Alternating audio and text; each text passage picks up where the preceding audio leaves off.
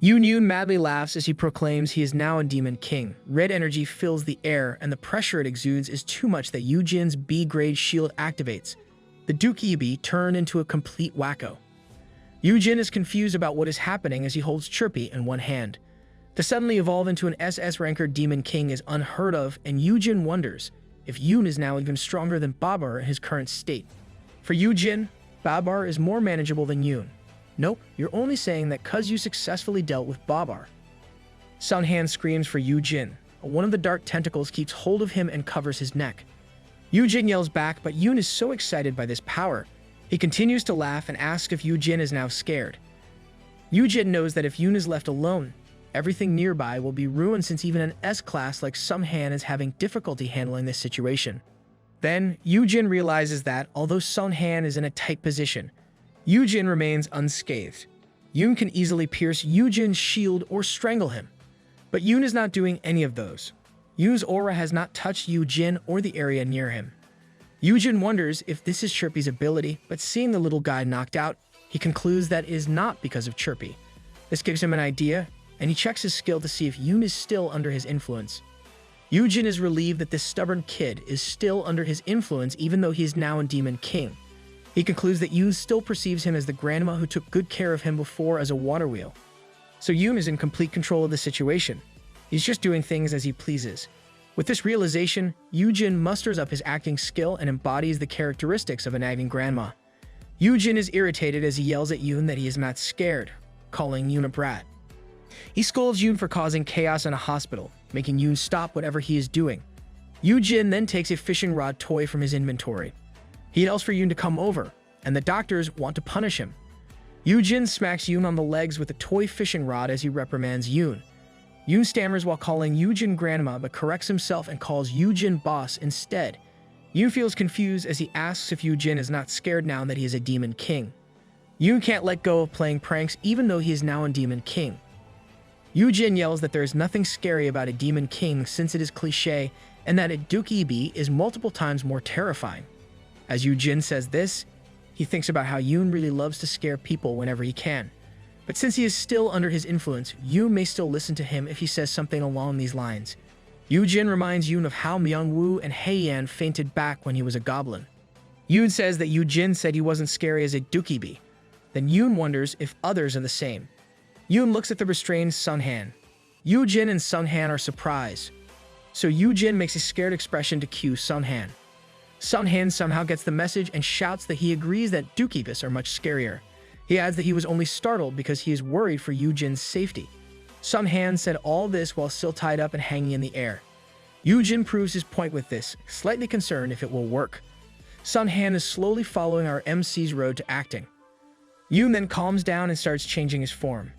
Yoon is glad it is working, pushing the goblins are scarier idea by inciting Sunhan to agree that Yoon's Duke Ebi is much scarier. Sunhan, Yoon, and even Chirpy act like they are so scared. Sunhan also says how anyone who sees him will faint at sight. Yoon looks at them with wonder and smiles, hearing their cries of horror. Yoon has the makings of a sadist. He laughs and concludes that he won't be a Demon King anymore. Just as it was easy for him to turn into a demon, Yoon broke off the red aura and released Sunhan. Sunhan comments on how things are going back to normal. Yoon looks at Yoon and says not everything did. Yoon's bat-like wings disappear, and he proclaims that instead of a Demon King, he will be the great Duke Ebi King Yoon. Yoon's hair reverts to white, and his mask cracks into pieces with his transformation. His clothes also change into something elegant now. Anyone can see the beauty hidden behind the mask. Sunhan is right, people will surely faint if they see Yoon. The nameless Demon King's old spinning wheel is now attached to a chain and is worn like a necklace by Yoon. Not missing a beat, he announces his own arrival with grandeur and a cloud-like aura. Yoon, Chirpy, and Sunhan are all amazed by this change in Yoon, and Yoon can't help saying that Yoon has evolved. Sunhan then asks if everything's okay now. Looking closely at this item, Yoon elevates the spinning wheel chain to his neck. As if answering Sunhan, he says he still has some of the Demon King's power, but his power as a Duke Ebi is much stronger now. This is possible because Yoon has decided to become the great Duke Ebi King instead. Yoon should have just stuck with being the Duke Ebi instead of causing all that trouble. Yoon announces he got new skills, as people outside the hospital room knock to ask what is happening and if the patient is okay. Yoo-jin instructs Sun-han to deal with the matter outside. Sun-han goes to the door but still hesitates. He asks if Yoo-jin will be fine with just the two of them. Yoo-jin reassures him that it is safe since they don't harm people. As he says this, Yoon is back to how he usually is and plays with Chirpy, who is in his head. Sun-han leaves the room, and Yoo-jin admits that Yoon did destroy the room they are in. He turns his head to where Yoon and Chirpy are and asks for Yoon's new skills, but gets stunned when Yoo-jin finds a complete copy of himself, whether it is Yoo-jin's face, body shape, and even his clothes. Yoon then says that he is Yoo-jin. I'm sure Lil Bro would still be able to tell who's the real big bro if he sees this. Chirpy can't help but be confused since two of his dads are before him.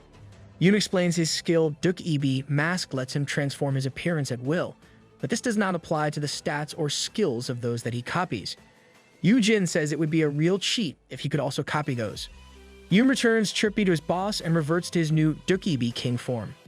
Yoo-jin is so curious that he asks if Yoon managed to unlock a skill that lets him travel longer distances. Yoon checks and says that there is and activates Duk Eb Gate. From where Yoon stands arises a two-door red gate with a traditional Korean design. Yoon explains that the skill lets him travel far every 10 days as long as the place is somewhere he has visited before. That is so convenient. Since it is a big gate, Yoon can bring an army when there are dungeon breaks. Hearing this news, Yoo-jin can't help but be ecstatic. Yoo-jin jumps up and down, and Yoon is confused by his boss' actions. Yoo-jin stops jumping and instead cries. Yoo-jin is so happy that Yoon managed to unlock this skill. He was worried that Yoon would stay as a demon king, unable to use such skills. Now that he has seen that Yoon has the skill, he is sure that dungeon research will be easier to conduct with Yoon around. With his line of thought, Yoo-jin says they should investigate a dungeon right now. Yoon stops him before Yoo-jin can go on and claims he is busy. This perplexes Yoo-jin, so Yoon explains that as a great Duk Eb king, he needs his own people to serve him. To do this, Yoon must visit old places with old things that have been used for a long time. Understanding dawns on Yoo-jin, and he asks if Yoon can now create goblins. The Duk Eb gate opens, and Yoon confirms that he has a responsibility and duty to do so as the great Duk Eb king. Yoon enters the gate and waves goodbye to his boss. Yoo-jin is stunned that Yoon is going to go just like that. He thinks fast about how he can make Yoon conduct work. Yoo-jin asks Yoon to investigate dungeons while he is making subordinates. After checking out Japan, he also suggests that Yoon visits China since its huge population will be conducive to his goal. Yoo-jin makes Yoon pinky promise to investigate dungeons as he does his task, and Yoon agrees to it. As he leaves, Yoon looks back, saying that he will be back after he finds a lot of subordinates.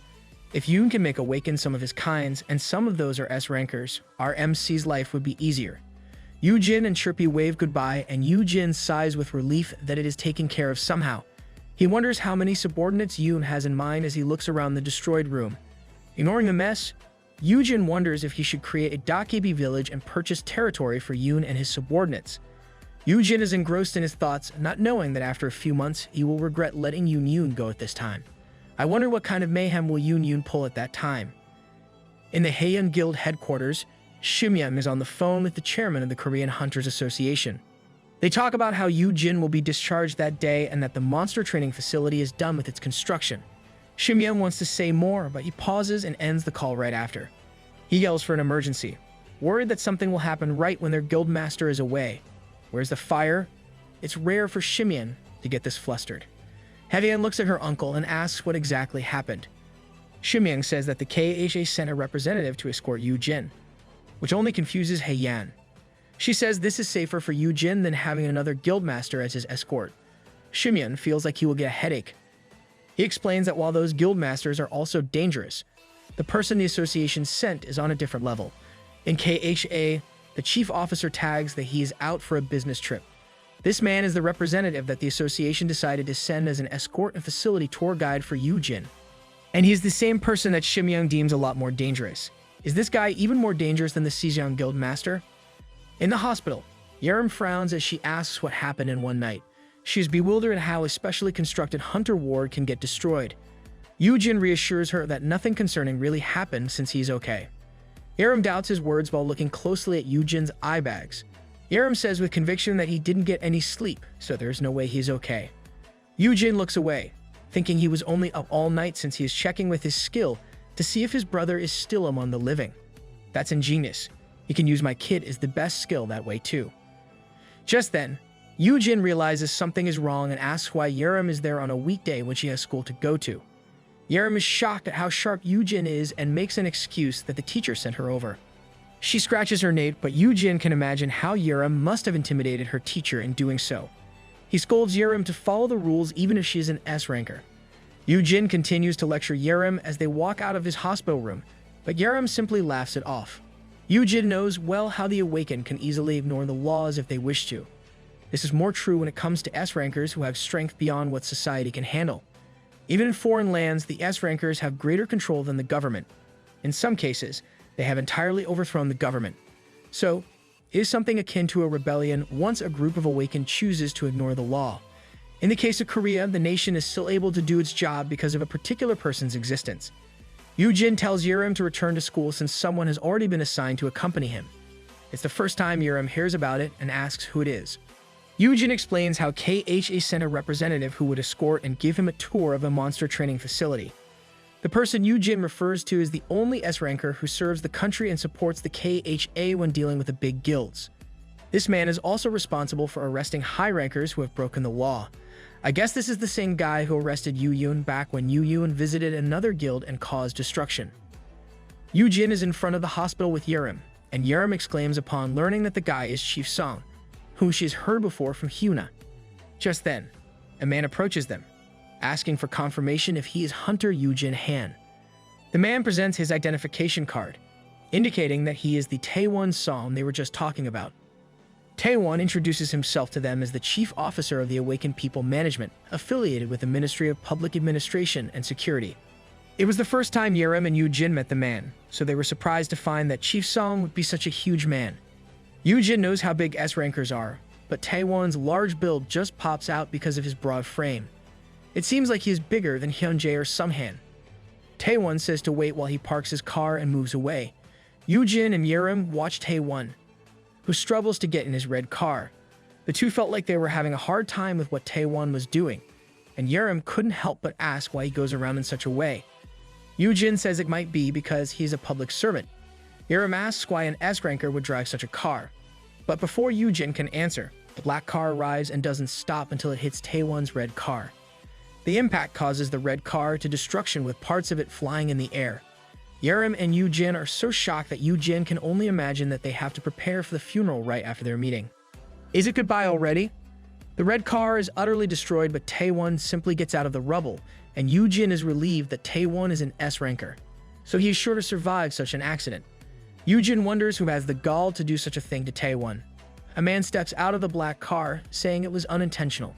The man is none other than Yoon-jae, who smilingly says he always gets this urge to accelerate whenever he sees Taewon's large form bending inside the car. This dude really loves to provoke people into a fight. Taewon looks at Yoon-jae, while Yerim can't help cursing at Yoon-jae. Yoo-jin immediately covers Yerim's mouth and tells her to shut her mouth and instead help evacuate the people in the hospital.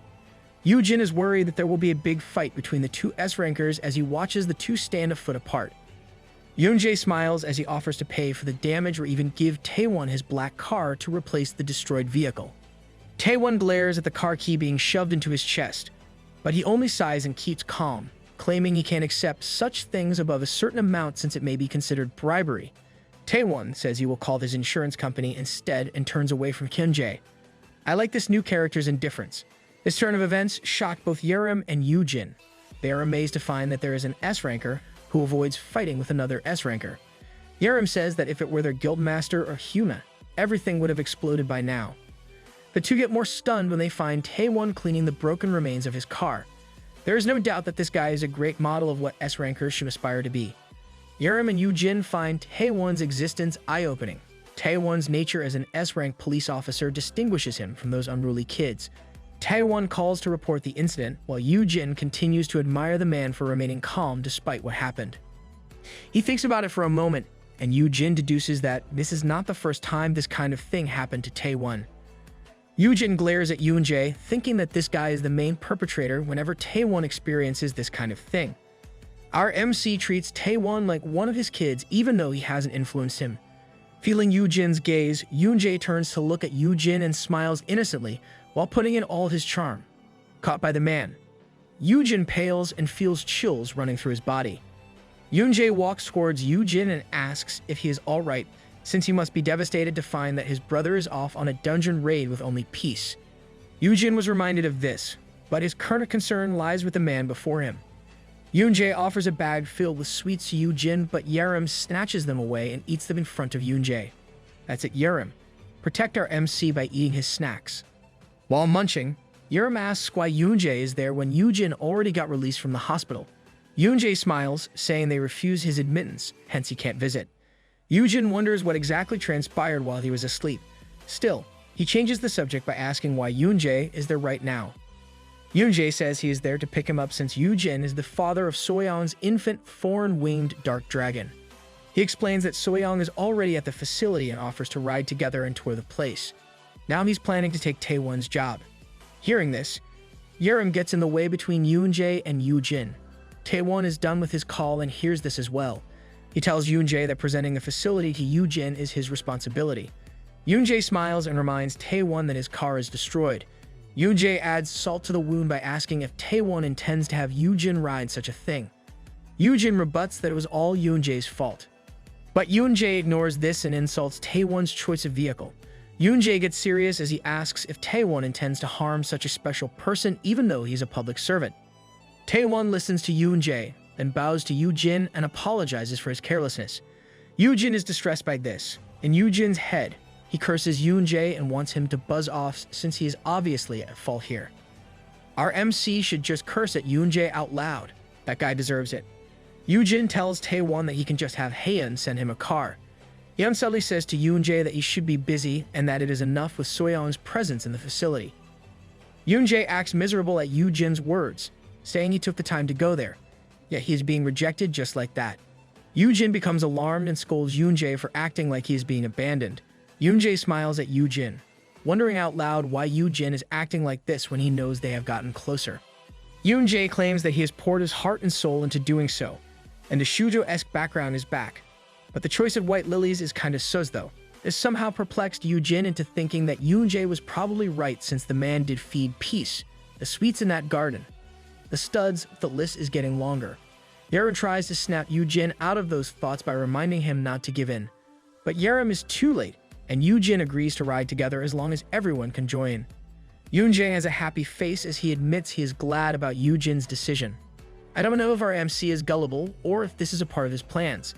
Since Yujin has decided, Yerim looks back at Taewon and notices that the man is glaring. Yerim wonders if it is because Yoonjae keeps picking a fight with him, but she looks closer and looks at where Yoonjae and Yujin are. Yujin is busy reminding Yoonjae that he can't cause trouble or the new building might get destroyed. Yerim realizes that Taewon is not glaring at Yoonjae. The person Taewon is actually eyeing is Yujin.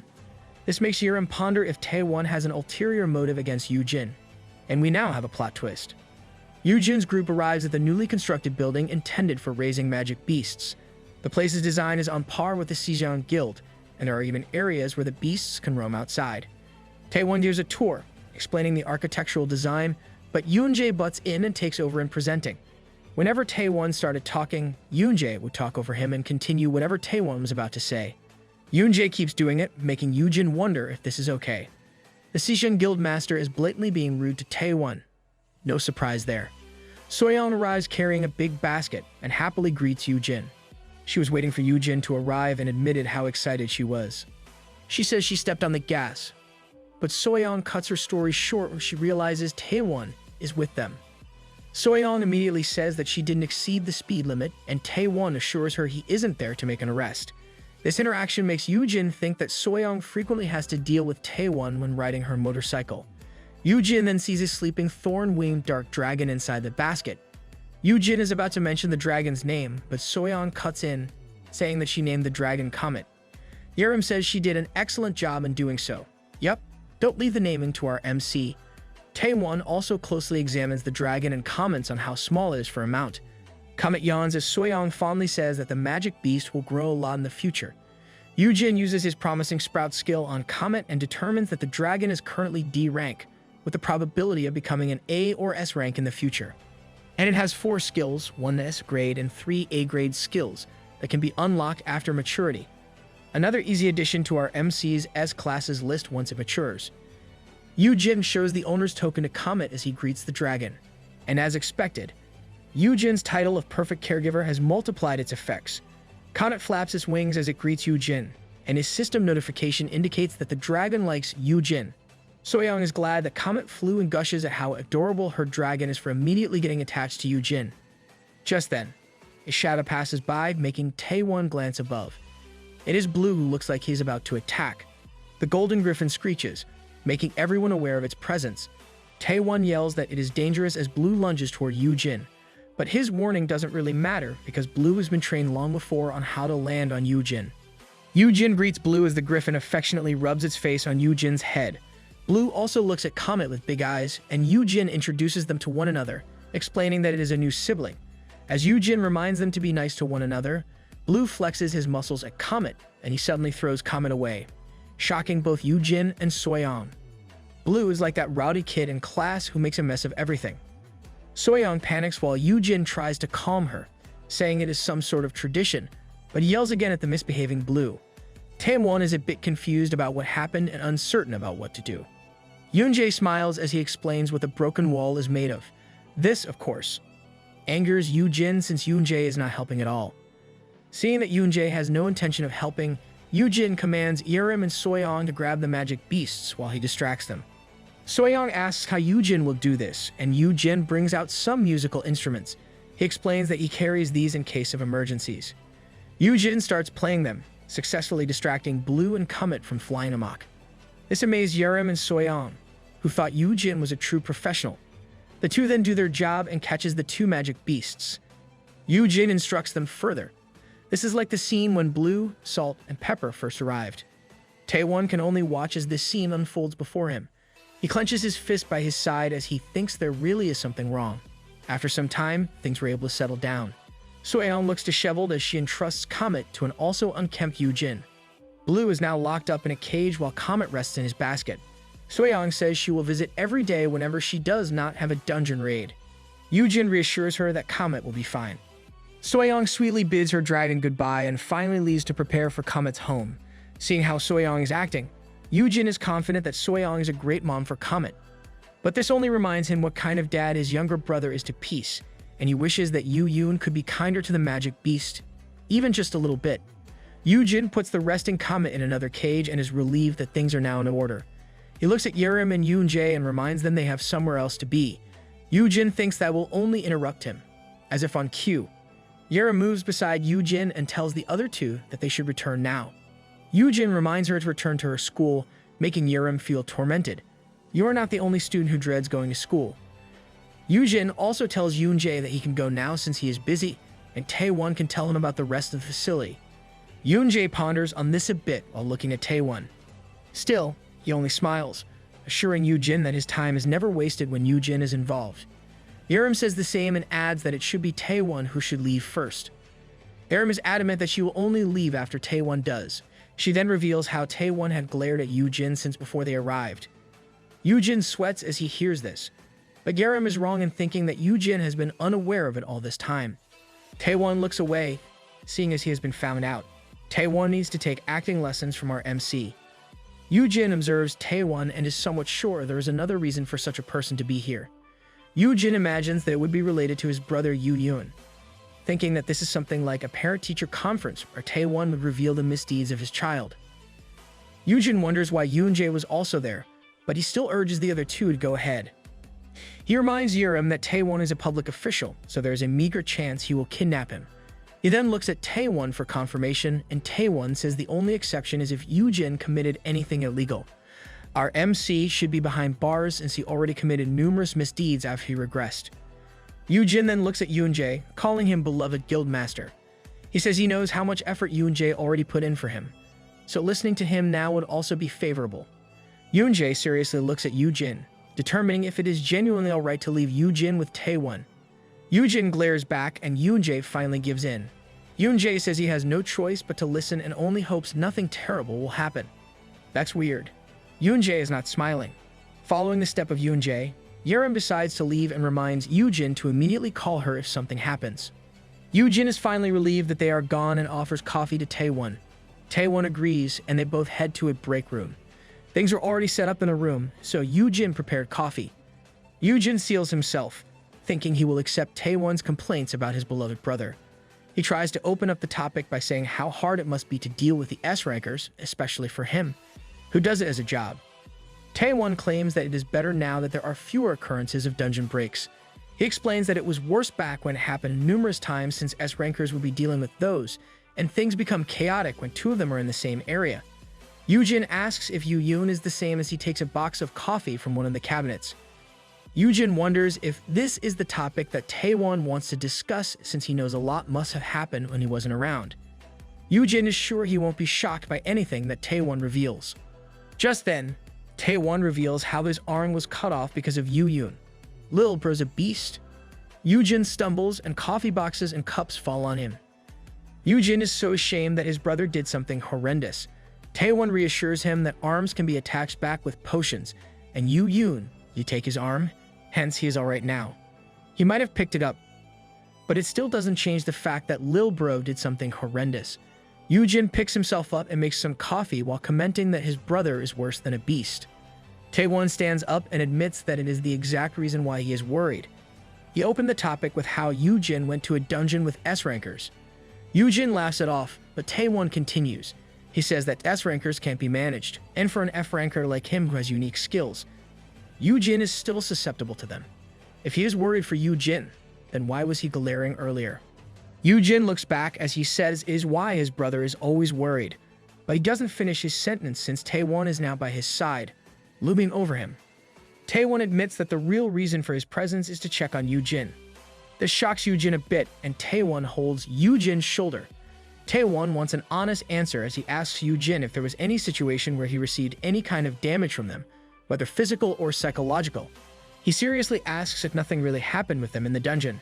Many things happen in that dungeon, but our MC is still unaware of what happened after defeating Babar. Yujin stares at Taewon thinking about his question. Still, Yujin breaks off into a smile, saying that Taewon is such a worrywart. Yujin explains that it was indeed difficult to stop those kids from fighting, but what transpired was not enough to cause any sort of damage to him. The coffee Yujin was holding falls to the ground as Taewon attacks Yujin. Yujin is stunned by this turn of events, while Taewon only confirms his belief that the real problem is Yujin. Yujin is confused since he thought Taewon was there to talk about his brother. So why is the man attacking him now? What? Why is the officer attacking our MC? Yujin gets lifted off the floor and he wonders if he should fight back and what is the underlying reason for Taewon to do such a thing. Taewon glares at Yujin and is about to say something, but a bag of toys drops to the floor. Soyoung is by the door and finds this shocking scene before her. She immediately reacts and attacks Taewon with a spear from her inventory. She asks what he is doing, but Taewon does not answer. Taewon blocks the attack with one arm, letting go of Yujin in the process. Yujin coughs but still thinks calmly, knowing that Soyoung can't face Taewon because of their rank difference. But it is still a good thing that Soyoung arrived. Soyoung continues to attack, but Taewon catches the other end before it hits his face. Soyoung is startled simultaneously. She is worried since she knows that fighting against an S-ranker is futile for an A-ranker like herself. Taewon glares at her but then lets go of the spear, bows before them, and apologizes. Taewon then takes a potion from his inventory and offers it to Yujin to use on his neck. Yujin is about to accept it, but Soyoung smacks it away, wasting the potion. Soyoung is angry since Taewon attacked Yujin, but now he is offering a potion to the same man he attacked. While Yujin is more concerned about the wasted potion, Taewon must be crazy, but our MC is crazier for letting things go just like that. Soyoung then scolds Yujin for not being wary since there might be something in the potion that is dangerous for him.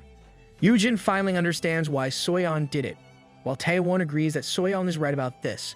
Soyoung is stunned that Taewon would agree, and Taewon explains that Yujin should be more careful. Really, a piece of safety advice from the same guy who made the attack. Taewon explains that he has been observing Yujin since they first met in the hospital. Seeing Yujin interact with the S-rankers, Taewon got confused. He says it is understandable if he is only close to Yerim. Still, Yujin is obviously close to Magic Beasts and the Season Guildmaster. Yujin is confused and asks if being close to them is terrible. Taewon says that is not the problem. Taewon explains that it is his first time seeing a low-ranking awakened who is at ease around high-ranking awakened and magic beasts. He then compares the high-ranking awakened to belligerent dogs that most people would fear, even more so if those dogs were not leashed. Taewon insists that an average person would be threatened or afraid when faced with such beings. It's someone who already saw that vast greatness of power for himself is not even scared. Taewon says that even though he attacked Yujin, Yujin is calm. Welcome to the club, Taewon. Everyone here thinks the MC is weird. Yujin reflects on what Taewon says, thinking this is only possible because of his fear-resistant skill.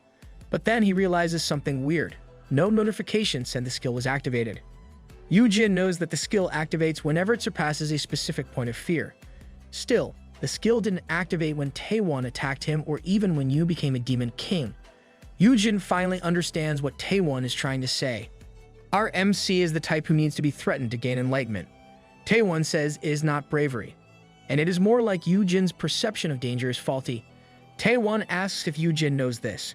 He's about to talk some more, but Soyoung interjects, asking if attacking Yujin is the right way to determine such a thing.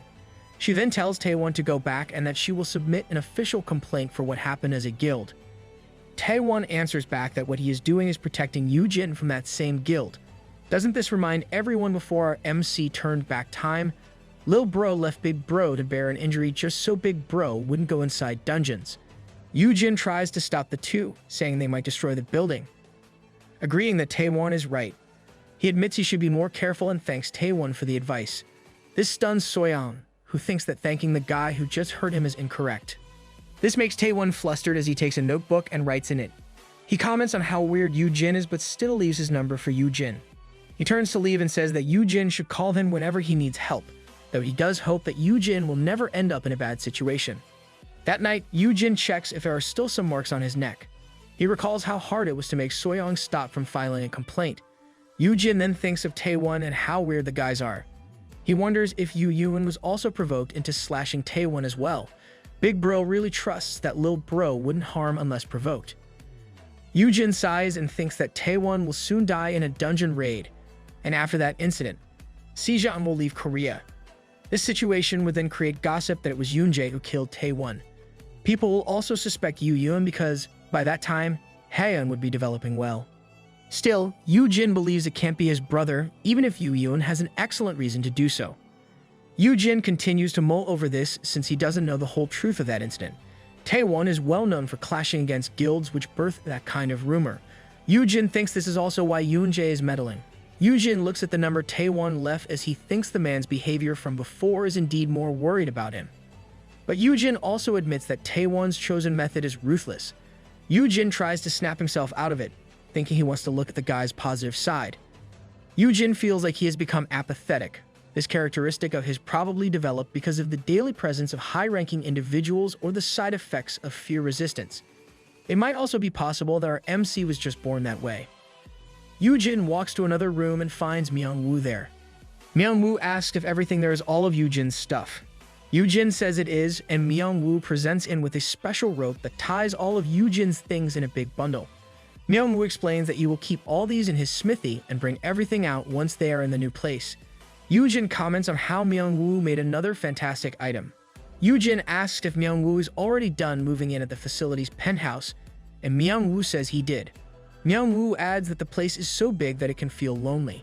Hearing this, Yujin presents a keycard to Myung-woo for his home. Yujin says Myung-woo can visit, making the other man so happy. Why does it feel like this story is really shipping Yujin with Myung-woo? Yujin says Myung-woo is free to visit, then asks a favorite have an item made that can help increase his mentality when he is free. Myung-woo says he can easily do that, and then asks what it is for. Yujin doesn't answer.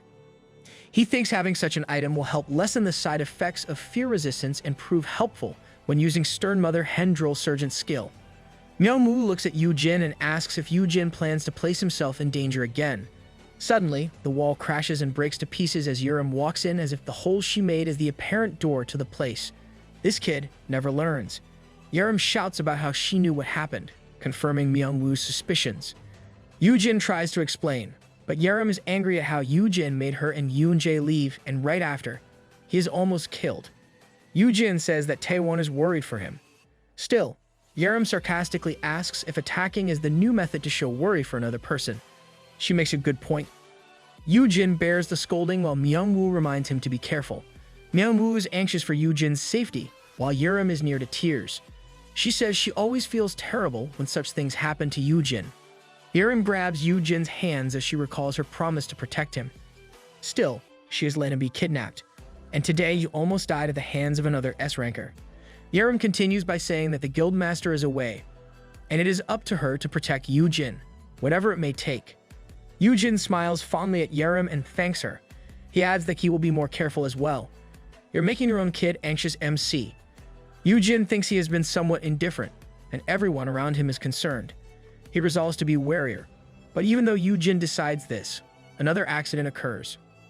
Yerim is bleeding and slumps. Yujin looks at it being before them as he tries to support and wake Yerim. I can't really tell if we can still call this foreshadowing. Things are going well until that particular morning. The magic beasts are out of their cages and enjoying their time under the sun. Even Blue is behaving, and he is not attacking Salt or Pepper. Blue definitely made some progress. Yerim is glad everyone is having fun in the new place since they can also spend their time in a rooftop garden. Chirpy is busy falling in love with some flowers, and Yerim comments on how the magic beasts are full of energy. But she suddenly stops and yells for Yujin, who looks dead on one of the benches. Yerim asks what happened and if Yujin couldn't get enough sleep. Yujin says that everyone is so energetic. They also discover that Comet is actually a nocturnal magic beast active from midnight to morning. Like any parent, our MC must stay up late for the kids. Yerim comments that these are the troubles of parenting and that Blue is no help since the kid is also always causing trouble. Just right then, Blue creates chaos. Yujin says this much is okay so that they can grow healthy. He adds that Blue is bright since the Golden Griffin is the type to stay close and never strays far from him. As if on cue, Blue checks if he is still close to where Yujin is. Yerim asks why he is complimenting the troublemaker when it is now destroying the garden. Chirpy flies to where Yujin is and gives him some flowers it was just looking at earlier. Yerim comments on how enamored Yujin is. But before Yerim finishes, Blue arrives with a tree filled with flowers on its claws, looking proud of himself. Yerim then smashes the tree into pieces, and Yerim scolds Blue for causing chaos when Yujin is already tired. She also reminds Blue that the garden is new, yet Blue is already destroying it. Yujin calms Yerim down and says it is okay. He explains how this kind of thing is natural for magic beasts, and that one can't really force them to understand humans' way of thinking. Blue flies to Yujin, crying. Yujin says that Blue only wanted to give him flowers, seeing that Chirpy did the same before. Isn't this déjà vu? This must be how our MC dealt with Lil Bro back when young Yu-Yun brought home branches from trees. Not forgetting Yerim, Yujin shows his appreciation by using Blue's wing to rub Yerim's hair as he compliments Yerim for being a good girl. Yerim's cheeks flush pink as she shouts that she does not require the same treatment as the magic beast. Feeling happy, Yerim says that the magic beasts are probably so happy since they have Yujin taking care of them. This kid is envious of the magic beast. Yerim ruffles the feathers off her head and tells Yujin to rest since she will look after everyone for him. Yujin says he would love to do just that, but today is the first day of their facility. Now that he is open for business, all kinds of people, especially foreigners, will want to get his services. Yujin hopes to easily gain his target 50 S-rankers by building trust and influencing magic beasts and the Awakened who will visit.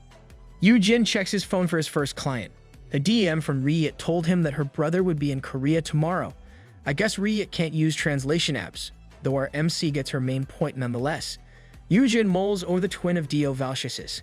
He made it a condition to meet Riyet's brother in exchange for raising Riyet's magic beast. Yujin plans to take advantage of his skill Rao Chita's Bane to use the keyword and influence another S-ranker in the process. He recalls how Riyet mentioned that she raised her brother to perfection with a devious look. I doubt it will be anywhere as good as our MC raising his little bro. Yujin wonders if the brother is anything like Riyet, imagining that the guy must also be a musclehead with a violent nature. These thoughts fill Yujin with tension, but he looks at Yerim and assures himself that it will be fine since he has an S-ranker as his bodyguard. I doubt he's that burly since there was a silhouette of Riyet's brother back when she mentioned how she got the title with her brother. Just then, Yerim learns from her earpiece that Yujin's guest has arrived and will soon be coming up. She embraces her role and reminds Yujin to stick close to her, and that he can't meet others without guards. Yujin agrees with this and lets Yerim play her part. Yujin thinks that Riyit's brother might be horrible when the system informs him of the activation of Rao Chita's Bane and the double effects of his skills if he encounters Dio Valchasis. A handsome young man with blonde hair appears before them. The man greets them and introduces himself as Noah Luir, the younger brother of Riyit. The bright appearance of Noah blinds both Yerim and Yujin, thinking that Noah must be an angel. Is this really her brother? It feels like babies got switched somehow. Once they have settled down, Noah thanks Yujin for inviting him over and apologizes for his sister's behavior. Noah's completely opposite demeanor amazes Yujin.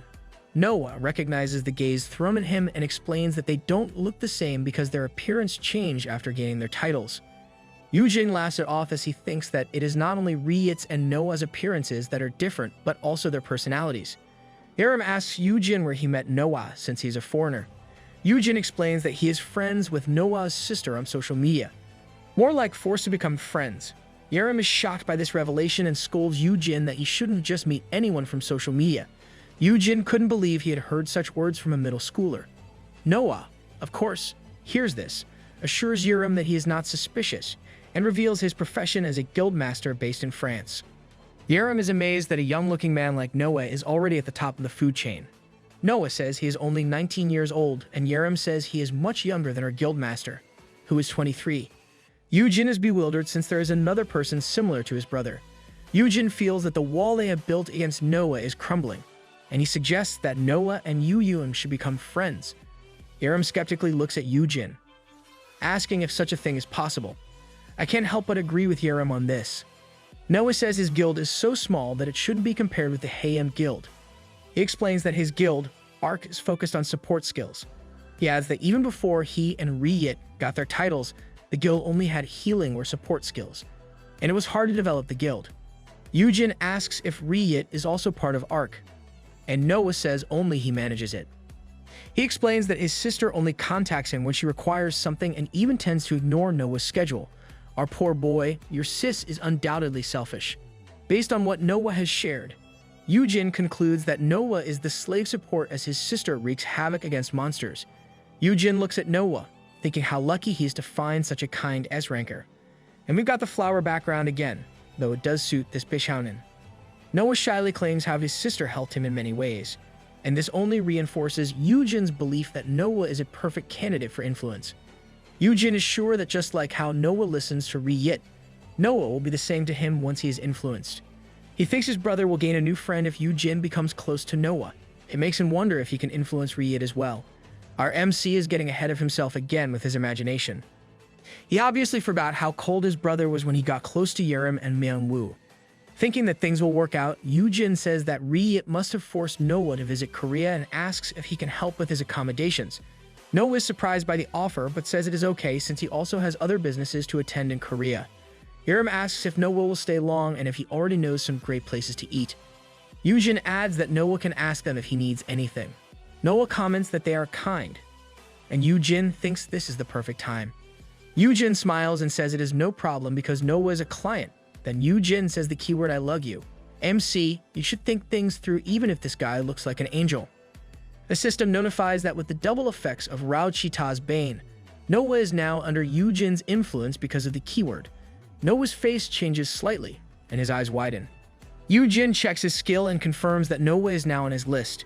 Yujin is relieved that he quickly got one right on his first day of work and hopes it will be like this in the future. Yerim looks at Yujin and complains about how Yujin easily says I love you to everyone else since Yujin said the same to Hyuna and Yoonjae before. Yujin claims is just how he does business. They were so busy bickering that they didn't realize Noah had gone silent.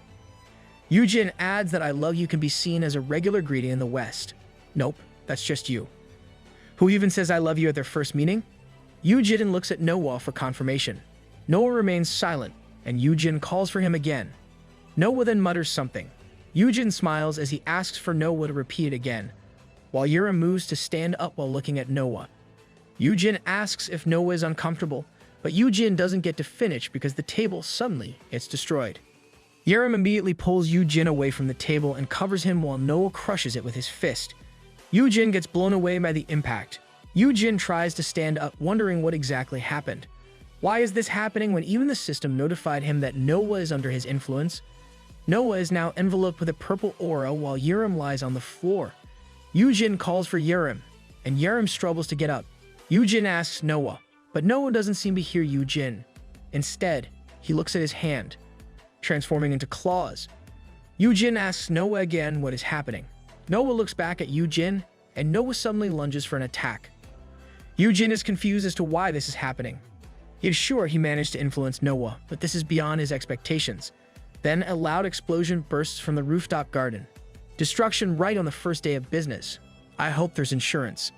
Yujin is confused about why Noah is attacking him despite his influence on the young man.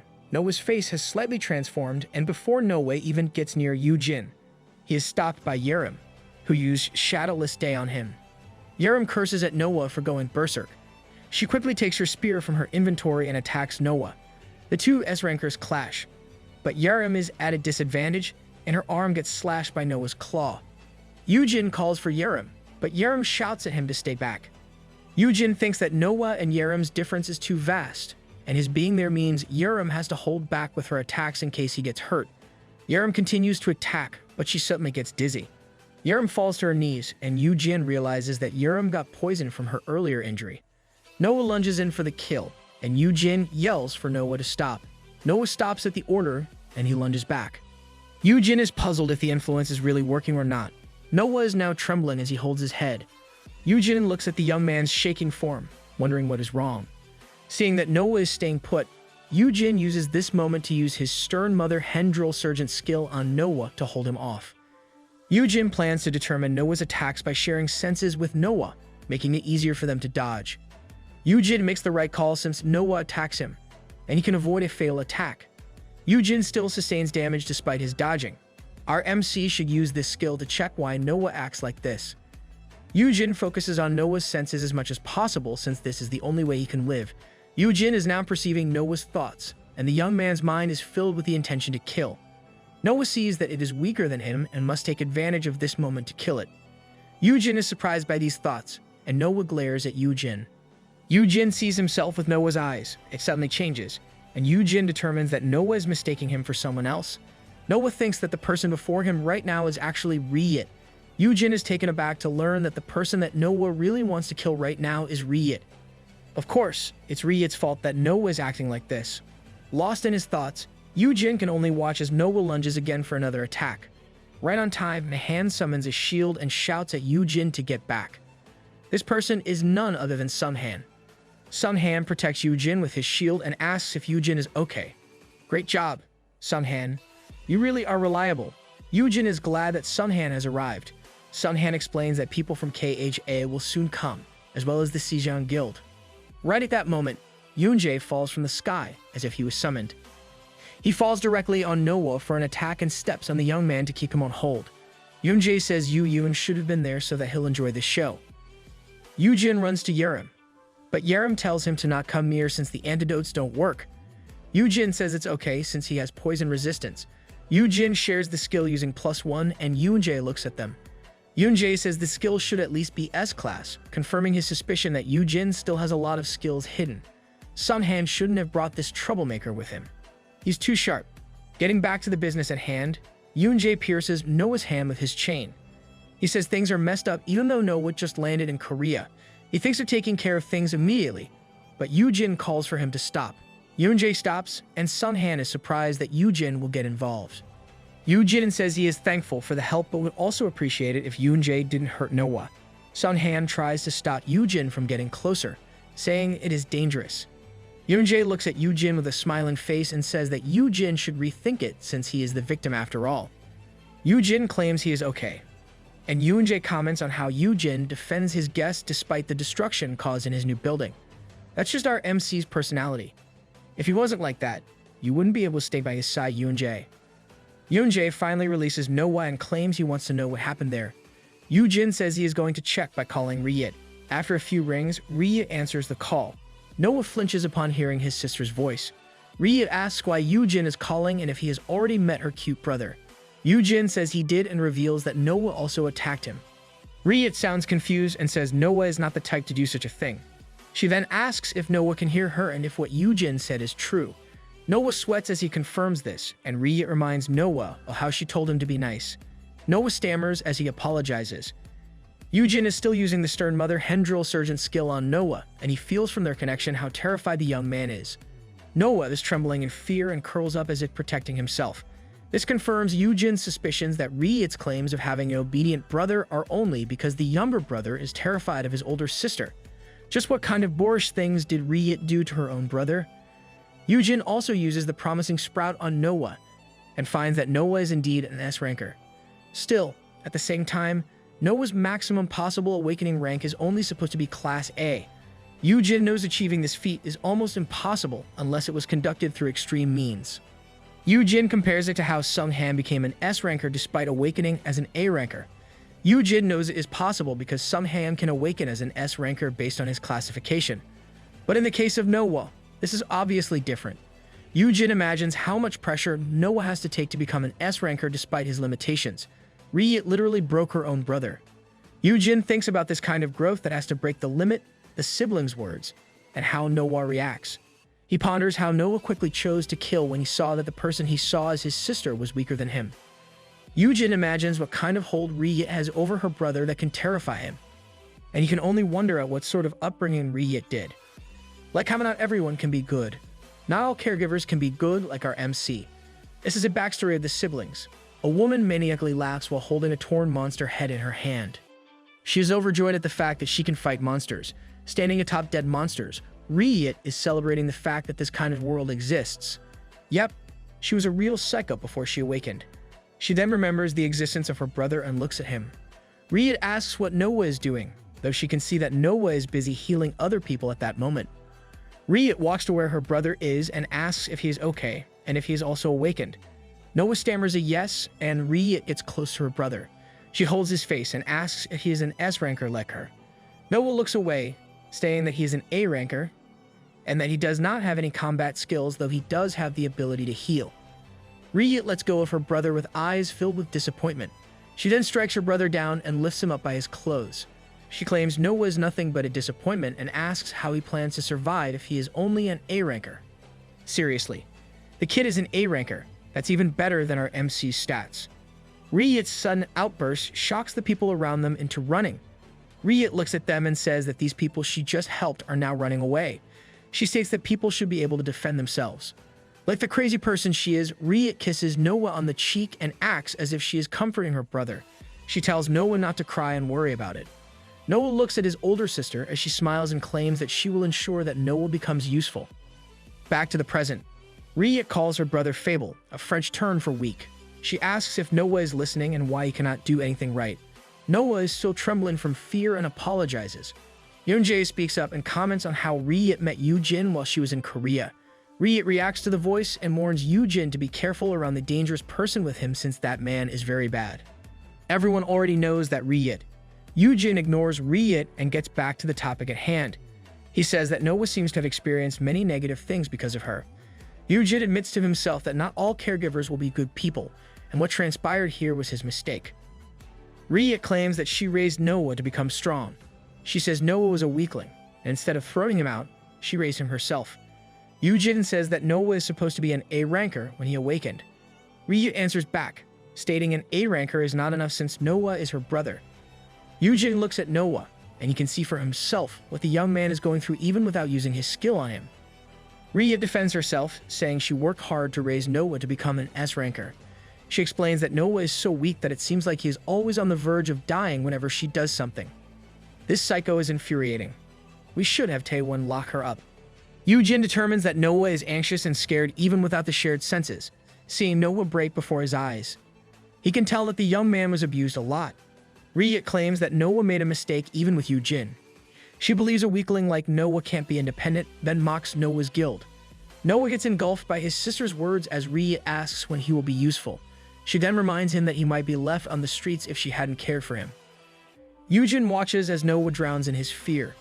Riyit is still unfinished and states she is doing all this because of her love for him. Love is not an excuse to torment your own brother. Yujin is getting furious by the second and tries calming himself down, thinking he can use this situation. Yujin clenches his fist as he tells Riyit he has something to say. Riyit notices the change in Yujin's voice and asks why he sounds angry. Yujin says Noah has injured a Korean awakened, so he will ask the KHA to keep hold of Noah within the country. Riet asks if Yujin can let it go. Yujin plans to take advantage of this time to learn more about Noah and Riet. Yujin says that he can also ban her from entering the country if he reports her about selling illegal contracts. Riet is shocked that Yujin would really report her. Yujin says that they can talk about raising her magic beast later instead. Riet panics as she says she fulfilled her part of the condition by introducing her brother to him. That's a great option, MC. Let's get her banned. Yujin plans to be careful, recalling how this same person he is talking to tried to kill him once. Riet tries to make up with Yujin, asks if this is about her brother's mistake, and says she will handle it. Yujin reminds himself that he is supposed to handle things carefully. But Riet kept saying it was her brother's fault, and Yujin finally snapped. Yujin yells at Riet for asking what is wrong when it is evident to everyone how she has manipulated her brother into thinking he is useless. Noah is shocked by the anger Yujin exudes and stares at him. Riet asks why Yujin is shouting, and Yujin continues to scold her. Our MC is like Noah's knight in shining armor. Yujin asks how Riet can say such things to her brother while simultaneously saying she loves him. He continues reprimanding her for not seeing Noah almost dying from anxiety. Yoonjae and Sunghan look at Yujin with shock, amazed at how angry Yujin can get. Riet says she really can't see it from where she is and tries to make an excuse saying that Yujin should be aware of how they sometimes have to scold while raising kids. Yujin continues to shout, asking how this is only scolding, and says Riet is actually bullying a kind kid. Yujin asks how much Riet criticizes her brother to the point that he becomes a trembling fool just by hearing her voice. He scolds Riet for being insane and making her young brother like this, and berates her for not protecting Noah if she deems him weak. The guts of an F-ranker who knows his own worth. Noah stares at Yujin with awe, imagining how Yujin is scolding his big sister despite being weaker than her. Yujin admonishes Riet for thinking so lowly of her brother and asks how she can even call herself the kid's sister. Yujin is enraged that such a person exists and warns her not to set foot in Korea unless she rectifies herself, bows down to her brother, and asks for forgiveness. Riet tries to talk back, but Yujin quickly ends the call. Let's clap our hands for our MC. He is now the president of Noah Lure Protection Group. After a short deafening silence, Yujin realizes what he just did, thinking he is screwed. Yujin's phone vibrates, and there are a lot of missed calls from Riet. Yujin sweats as he remembers that his warning system is not working right, but he is sure Riet won't kill him since Yujin still has to raise her magic beast. No worries, everybody will protect you, MC. Behind Yujin, Yoonjae claps his hands at the performance he just watched. At the same time, Noah looks up at Yujin and is amazed that Riet cannot even say anything against Yujin. After that mess, Taewon arrives and escorts Noah to the association. Taewon feels like he's going to get a headache as he comments on how there is no way a person can change in one night. Yep, but you're late, Taewon. Taewon explains that Noah will be detained in a detention cell meant for the awakened. Seeing that no non-awakened got hurt in what happened, Taewon says Yujin can ask for a settlement after Noah's detention. He also explains that Yujin can have him kicked out if he desires. Yujin says there is no need to kick Noah out of the country. He also asks to have Riet banned instead, saying it is for his own safety. Taewon easily agrees to the request, and Yujin smiles at Noah, saying he can rest easy while in Korea. Yujin reminds Noah that they should have their talk later. Noah looks at Yujin with appreciation even as Yujin leaves, and our MC gets another admirer. I wonder if he will be clingy like Myung-woo. Yujin acts cool as he leaves Noah to Taewon. Yujin thinks he can resolve things without using force and reminds himself to be more careful in the future. The Sejong Guild brought with them a healer just in case. Sitting down on a bench, he looks at the healer healing Yerim, thinking if he could take Noah as a healer if possible. The healer finishes healing Yerim, and Yerim jumps up and down to celebrate her quick recovery. It's like she never got hurt in the first place. The healer approaches Yujin and asks if he is hurt anywhere. Yujin says he is okay since he already has a potion. Suddenly, Yerim butts in, saying that Yujin must be healed even if he only has a scratch. She pulls on Yujin's clothes to take a better look if Yujin still has injuries.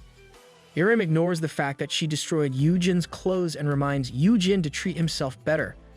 Yujin can only agree as he covers his chest and receives treatment from the healer. Every kid under our MC's influence is such a worrywart.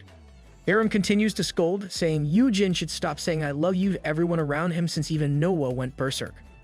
Yujin feels that Yerim hit the mark, but he simply claims he will do better. He will do better, but our MC will definitely keep saying those words to everyone. Yujin realizes he has no time to recruit a healer. Yerim is right about saying the keywords to everyone without considering the consequences. Yujin wonders if this is also the effect of fear resistance. He starts wondering how Yoonjae would act if the keywords worked on him. Of course, he receives mental damage for even imagining it. It is a relief that it didn't work the first 2 times he said those words to Yoonjae. The Sishan Guildmaster is playing hard to get. The healer is shocked at Yujin for spitting blood, but continues to heal Yujin. The healer leaves Yujin, wondering if his healing skill can cause such a phenomenon. Yujin doesn't realize that he caused the Sishan Guild's healer confusion. Instead, he resolves to stop dealing with the S-rankers. Yerim brings Yujin some new clothes, and Yujin thanks her for being there for him. Yerim blushes at this and sits beside Yujin. She admits that she is nowhere near good at protecting Yujin. She also wonders why an A-grade antidote could not heal her when she got poisoned. Yujin explains that Noah's poison skill might be S-rank, hence the A-grade potion that Yerim used was ineffective. Yerim looks closely at Yujin and asks about his poison resistance skill rank. Yujin is trapped, but instead of choosing to hide it, he reveals that it is L rank. He reminds Yerim not to disclose it to anyone else. Yerim is shocked to hear it, and she's enlightened to discover that there is such a rank. Yerim doesn't know that there is also an M rank, but this is not common knowledge after all. Yujin remembers that Yoonjae seems aware of his poison resistance skill and wonders if it is because Yoonjae knows of Noah's poison skill. Based on the call with Ryit, Yujin determines that Yoonjae also knows her. A door opens in the detention center for the Awakened, revealing Yoonjae. Yoonjae finds Noah, who is shackled inside. He claims that it was only recently that the young man became valuable. Yet, he is already causing problems as soon as he reaches Korea. And Yoonjae reminds Noah to keep his promise. Noah looks up at Yoonjae, not a single bit shocked that the Sejong Guildmaster is before him. Our MC is correct in his suspicions. Yoonjae knows the siblings, if you remember. He made a call to have his team relocate to Korea, including the Dio Valsius' siblings. Yoonjae asks Noah why he wreaked havoc as soon as he landed and mentions that Noah only made things harder for himself. He once again reminds Noah to keep his promise. Noah looks away and clenches his teeth. He suddenly bangs his cuffed hands on the table and stands up. Noah yells at why he should pay for the information of becoming stronger when Yoonjae also made his sister stronger. Noah blames Yoonjae for telling Ryit the requirement of clearing the dungeon with a sibling. Oh, so it was because of Yoonjae that they got that SSS class title, the twin of Dio Valsius. Yoonjae sighs at this display of immaturity and says that he only told Noah that he would make him stronger, not that he would make Noah stronger than his sister. This only angers Noah, causing him to shift a bit into a dragon. Noah asks why Yoonjae is doing this, so I guess Noah wasn't exactly forced to the dungeon since he also chose to become stronger. But as Yoonjae is a prick, Noah felt he got scammed. Yoonjae does not appreciate this kind of questioning and throws the table over. Noah is now on the floor groaning, and Yoonjae looms over him, saying it doesn't matter right now. Yoonjae reminds Noah that he had already asked him twice why he attacked Yujin. Noah looks up at Yoonjae, sweating as he wonders how to answer this question. After some time, Yoonjae walks out of the interrogation room as he contemplates Noah's answer to his question. Noah said it was weird how Yujin felt like a higher-ranking, venomous, cursed dragon compared to him and his sister. He says it is why he feels like Yujin is his sister, albeit a weaker version of her. Yoonjae wonders if Yujin has a title related to a venomous cursed dragon since he also has a high-tier poison resistance. Yoonjae can only agree with how weird it is for an F-ranker to have something like this and for it to be greater than the Dio Valsius' SSS rank title. Yoonjae is slowly unraveling our MC's secrets. The Sejong Guildmaster ponders on how Yujin doesn't have any attack-related skills. Still, he stops once he finds Taewon's song before him. Taewon looks at Yoonjae and says he is right in thinking that Yoonjae is somehow connected to this case. Yoonjae claims his innocence, saying he is only visiting since he got involved in helping out. Not caring for Yoonjae's excuse, Taewon warns him to never put Yujin in danger. Yoonjae smiles as he says it is the exact reason he got involved and even had a healer accompany him. Yoonjae adds that it was outside of his expectations and chuckles at how Ryit must be out of her wit with what she can do to make up with Yujin. Taewon reminds Yoonjae that an F-ranker is no different from an ordinary civilian. He warns Yoonjae again that he should not use Yujin or even consider exposing him in danger. That means Taewon is really just looking out for our MC, though the method is quite unnerving. Yoonjae taps Taewon's shoulder, comments on how worried Taewon is for Yujin. and claims he should follow his steps. Yoon-jae walks away and wonders out loud if he should also attack Yoo-jin, similar to what Taewon did. Yoon-jae continues walking and ponders Taewon's words about not using Yoo-jin. For Yoon-jae, those words were inaccurate. His phone vibrates, and he pulls it out to check. One of his people informs him that the Haeyeon Guildmaster is finally out. Yoon-jae smiles at this message, thinking that things are now more interesting. He then speculates whether Yoo-jin knows that instead of getting entangled, it is more like another person is involved in everything because of Yoo-jin. I think Yoon-jae refers to how Yoo-yoon is caught up in everything his brother is doing. In a different area, many people are gathered outside a dungeon building. Reporters are on the air as they bring the news that Yoo-yoon is finally out of the dungeon earlier than expected. And it is not yet confirmed if the dungeon was cleared or if he ended up using gate stones. Everyone is curious about what occurred within the dungeon. A black vehicle arrives, and Yoo-jin comes out of it with Sung-han. It is common knowledge that a hunter who recently got out of a dungeon can be aggressive and shouldn't be carelessly approached. But in the case of Yoo-jin and Sung-han, they immediately enter the building.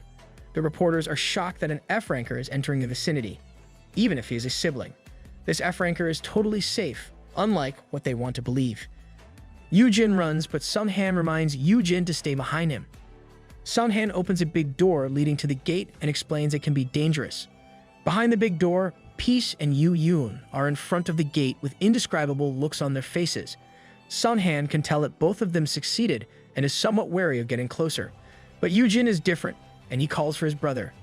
Yoo-yoon greets his brother and asks if he is there to welcome him back. Yoo-jin is angry even though his brother and Peace are now back, and he starts complaining. He's not fearless. He's just treating them as usual. Yoo-jin squishes his brother's face as he looks closely at Yoo-yoon's face. He realizes there are still some small wounds in them and asks what happened to his potions. Yoo-jin continues to scold his brother and asks what made him enter a dungeon with only Peace. Yoo-yoon calmly says he wanted to carry it out on their own since Peace is now an adult. Yoo-jin argues that Peace is still a kid despite becoming an adult. What kind of logic is that? This, of course, makes Yoo-yoon confused. Besides, it was Yoo-jin who wanted them to bond. Sung-han sighs with relief, seeing that his guildmaster looks stable with how he interacts with his brother. But Sung-han's face suddenly darkens as he looks closely at Yoo-yoon. It can tell that his guildmaster emits a dangerous aura, making him flinch and step back. Sung-han deems the situation dangerous since he has experienced this numerous times before. Sung-han pales as he looks at the three, confounded at how Peace and Yoo-yoon are holding well from attacking Yoo-jin. Back to one of this story's crazy characters.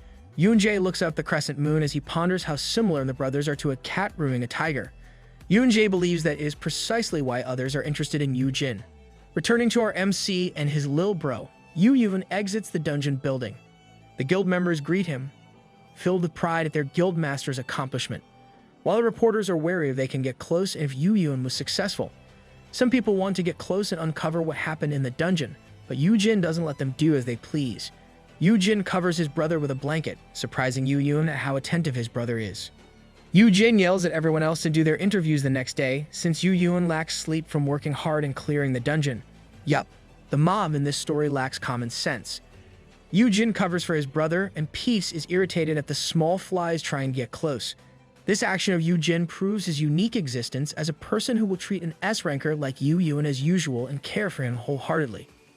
As for Noah, he is now locked up in a detention cell, thinking about what he did earlier. He knows he just ruined things, even though it was not his intention. Feeling glum, he starts hearing his sister's voice scolding him for being unable to do a simple job despite being an S-ranker. His vision of his sister continues to mock him, making him sweat. The vision condemns him to the point that he feels restrained by numerous hands. Noah snaps out of it and breaks off the handcuffs on his wrists. He struggles to stand up and makes a decision. He looks out beyond the bars, thinking he can't stay and should at least fix things. And we've got ourselves an escapee. A reporter relays how Haeyeon Guild cleared an S-grade dungeon in record time and how this can influence the opinion of dungeon management rights. The black vehicle is on the road, and an exhausted, drooling Yoo-jin is inside. Yoo-jin sits in the back with Peace in his arms beside Yoo-yoon. Yoo-yoon stares at his brother, and Sung-han reveals how Yoo-jin hasn't slept for the past few days. Sung-han suspects it is because of Yoo-jin's job as a magic beast tamer. Still, he is also sure that Yoo-jin is very worried about him. Sung-han says how bizarre it is for Yoo-jin to act like a mother hen worried for her chick despite this said chick being an S-ranker. Yu Yun continues to gaze at his brother. Both owner and magic beasts are in the same position as they sleep. Sun Han asks if Yu Jin acts that way with Yu Yun because they are family. Yu Yun gets pensive and says that his brother is really just weird. Yu Yun thinks about how Yu Jin hugs him like he is Yu Jin's own child and how Yu Jin treats powerful beings like kids. Yu Yun recalls how his brother was still the same even before the world changed. They may spend cold nights on their own, but Yu Jin makes sure to take good care of him. Seeing his brother grinding his teeth and getting frustrated in his sleep, Yu Yun rubs his head on top of his brother's to calm him down. Yu Bian believes his brother's unique nature is why such things happen to him. Yu Yun compares his brother to a mouse willing to take care of and even show affection for predators. Yu Yun thinks that even predators would not mind such attention. Yeah, the MC is really weird. For Yu Yun, this kind of treatment is better than his brother not doing anything. Everyone liking his brother also ensures his safety. Yu Yun is aware that he has a responsibility in clearing dungeons, and he can't help spending time away from Yu Jin. Yu Yun recalls how he and Peace slayed numerous monsters in the dungeon. Then, they form an understanding that they deem Yu Jin's safety their priority. The two decided to work together to grow stronger at a faster rate. Yu Yun hopes that this trip with Peace will make him spend less time in the dungeons and be with his brother. Yu Yun fervently hopes in his heart that things will be okay. Even though he is a guild master, Lil Bro can't help but worry for his brother. Even with his responsibilities, he still thinks about how his actions will help his big bro. Yu Yun suddenly asks Sun Han if anything happened while he was away, which startles Sun Han. Sun Han sweats as he says that he will give a detailed report later. Yu Yun's phone lights up, and he checks a message. Someone sent him a picture, and he was surprised to find images of destruction in his brother's new building, as well as the wounds his brother gained in the neck and chest. This makes Yu Yun furious that he crushes his phone. It's probably Yerem who sent these images to him. The sound of cracking wakes Yu Jin up. He is still sleepy but snaps awake when he finds his brother angrily crushing his phone. Yu Jin wipes his mouth and apologizes, but his brother doesn't let him finish because Yu Yun suddenly ripped his clothes to shreds. What's with S-rankers? They treat clothes like nothing. Yu Jin is surprised at his brother's actions and scolds him, but Yu Yun ignores it and asks about his brother's injuries. A shouting wakes Peace up, still feeling sleepy despite the commotion. Yu Yun is brimming with rage even though Yu Jin is trying to calm him down. Yu Jin explained it was nothing serious and simply got in between his sibling fight. Yu Yun demands who did those to him and asks if any cults or Confucianism were involved in the incident. Yu Jin is taken aback by his brother confusing such teachings to a cult. Why would Confucianism get involved in this? Yu Yun somehow calms down, and Yu Jin explains that the person who did it is Noah, the guild master of Ark. He adds that Yun Jae took care of the incident and has brought in a healer during that situation. Yu Yun gets riled up after hearing Yun Jae's involvement that he destroyed the seat's cushion. Yu Yun says it is no small matter, and he feels useless that his brother was hurt while he was shortly gone. Yu Yun reveals that he intentionally left everyone else to secure his safety, yet they could not do so. Yu Yun slumps and continues destroying the car seat. He feels angry and remorseful that going to the dungeon this time is futile. Lil Bro is handling it better than I thought. At least it is only the seat cushions. Yu Jin feels terrible for his brother and rubs Yu Yun's head. He asks if that is why only Yu Yun and Peace entered the dungeon. Yu Jin reassures his brother that Sun Han and Yerem did protect him to the best of their abilities. He adds that Noah has been arrested, making Yu Yun pause. Yu Yun asks if that guy is not dead yet. Yu Jin is confused by the question but answers it nonetheless. Lil Bro ponders over this information, thinking that No Will is left alone by Yun Jae because Yun Jae is definitely involved. Yu Jin is shocked that his brother can deduce that with little information. Yu Yun says he will still check it and once again gets agitated as he asks about the bruise on Yu Jin's neck. Yu Jin is peeved that Yu Yun also knows of this incident. Your Lil Bro has to know everything since his priority is you. Yu Jin explains everything that has happened to his brother.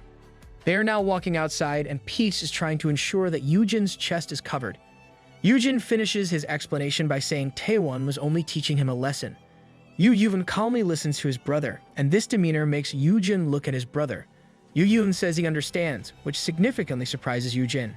Yu Yun agrees with Taewon's observation and approach. Yu Yun is aware that there really are a lot of people interested in his brother. Knowing his brother's nature, Yu Yun thinks it was apt that Taewon used such a method to make Yu Jin develop some self-awareness. But of course, Yu Jin was hurt, so Yu Yun believes that Taewon must pay for hurting his brother. I guess Taewon still can't escape Lil Bro's wrath. Yoojin is surprised that his brother keeps his cool despite learning the truth of what transpired. Yoojin ponders if there's anyone else after him, and having people beside him might not be enough. He recalls Yu Yoon's words about Confucianism and wonders if it relates to an awakened or another guild. Yoojin imagines what kind of people they would be like but chooses to ask his brother instead. Yoojin calls for his brother to come in to discuss the cult Yu Yoon was talking about, but his phone suddenly rings. Yoojin answers the call, and it is Officer Taewon on the line. Taewon asks if Yoojin is already home. Yu Yoon looks upward while his brother is on the phone. It's a good thing Lil Bro finally lent his coat to his big bro. I was worried Peace would have to keep covering for him. Yoojin answers Taewon's question, and Taewon warns him not to come out because Noah is gone from the detention center. Just when Taewon says that, Noah arrives sweating and gasping for breath. Taewon is still on the line as he mentions that they have also contacted Haeim Guild, but Yoojin doesn't hear the rest since his focus is now on Noah. Noah trembles as he walks toward Yoojin and calls for him. Peace jumps from Yoojin's arms on the other man's arrival. Yoojin greets the young man and asks why he isn't in detention. Peace uses gigantification and growls at Noah. Yoojin's face darkens, clearly unimpressed with the association's ability to keep a high-rank awakened locked up. Yoojin asks why Noah is there right now, and Noah kneels on the ground and says he is there to apologize. Dear Lord, the pretty boy is crying beautifully, and he even has those flowers as an overlay. Yoojin is surprised that Noah would escape just to apologize. Tears fall from Noah's beautiful eyes like shining starlight. Noah admits he is being rude, but he really wants to apologize for what he did. Noah says that he is even willing to do anything so that he will be forgiven and for his sister's pet to be raised by Yoojin. Yoojin glares at Noah and asks his brother if this is the guy who harmed him. Yoojin tells his brother to stay beside him. Yoojin speaks to Noah, assuring the young man that he is not mad and will talk to Noah's sister. Noah smiles with relief, and Yoojin tells him that he should return tomorrow since he must also apologize to Yerim. Noah flinches as he looks at the man beside Yoojin. Noah asks who the man is, and Yoojin introduces Yu Yoon as his younger brother. Noah is surprised by this fact and asks if Yoojin is getting bullied by his own brother. Yoojin says there's a reason why they look like that. Lil Bro does look like he bullies his big bro with how they are dressed. Yu Yoon introduces himself as the guildmaster of Haeim Guild and says he knows about what happened earlier. Noah flinches and sweats as he looks at Yu Yoon. Noah is incredulous since Yoojin is not even afraid of having such a powerful brother. Yoojin remains unflinching even though Noah is now trembling in fear. Noah claims that Yoojin is like him, who has an S-ranker for a sibling. He deems such a situation dangerous, and Noah continues to talk with fear and disbelief. Yoojin looks at his brother, saying it is his fault for scaring the poor kid. It's not Lil Bro's fault. You're clearly just indifferent when it comes to such things, MC. Yu Yoon places a hand on his brother's chest and tells him to stay back since he is weak. Like a trigger, Noah remembers the way his sister treats him. Noah is afraid, but he pulls himself together. His hands transform, and he lunges to where Yu Yoon is. Noah shouts at Yu Yoon to take his hands off Yoojin. This shocks Yoojin, but Yu Yoon simply pushes his brother back as Noah attacks. The impact causes destruction, and it is not clear if Yoojin's new building will even be able to survive it. And we've got another misunderstanding. Let's pray that our MC's building will make it through the night.